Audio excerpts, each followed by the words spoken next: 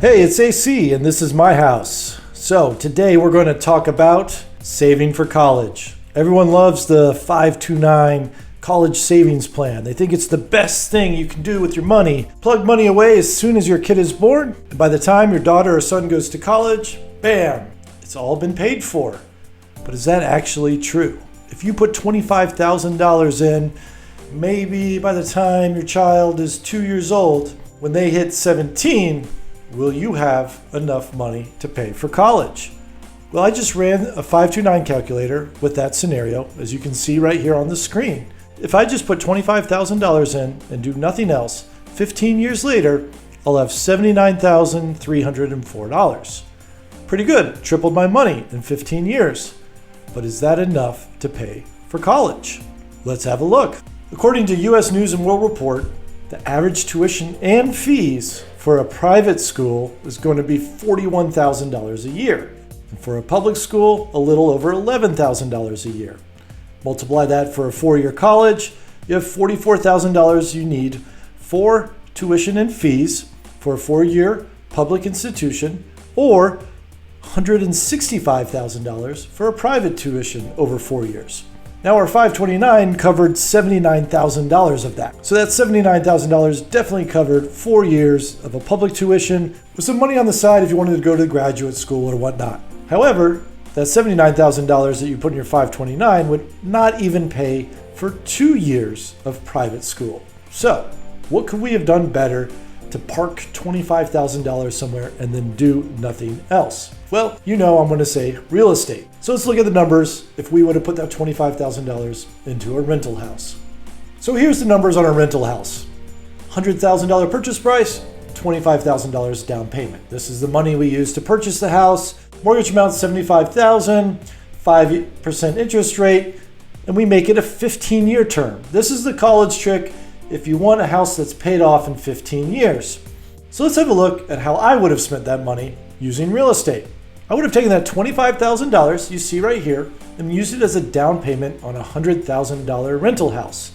On top of that, I would have gotten a 15-year mortgage. So if your child's 2 when you do this, by the time they hit 17 and going off to college, this house will be fully paid off.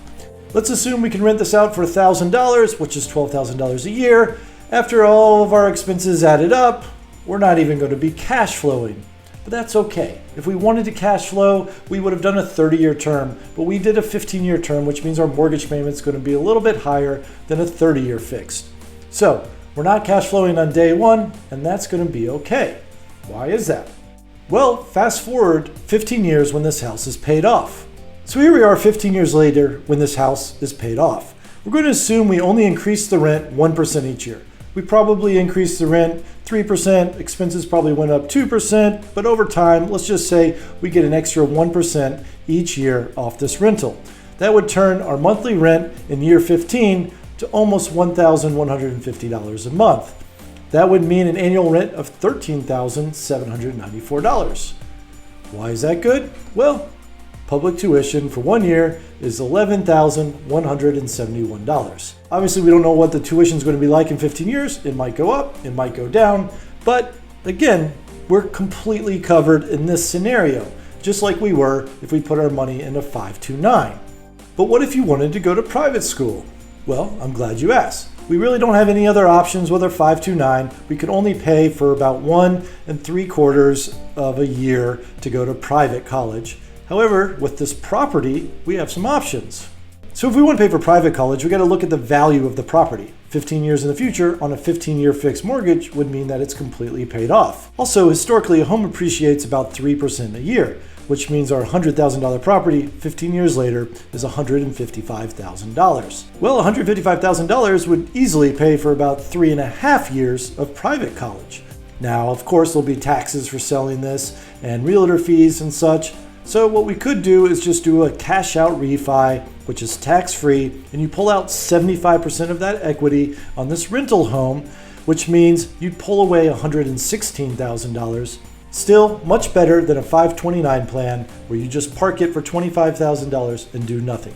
Now I understand that some of the comments are going to say, well, with a 529 plan, you set it and you forget it. There's no tenants to manage, there's no repairs you have to do, and that's true. it is a much easier investment. It's just not as profitable. I didn't really calculate the repairs, but also I didn't calculate the tax breaks and the depreciation that you get as a real estate investor.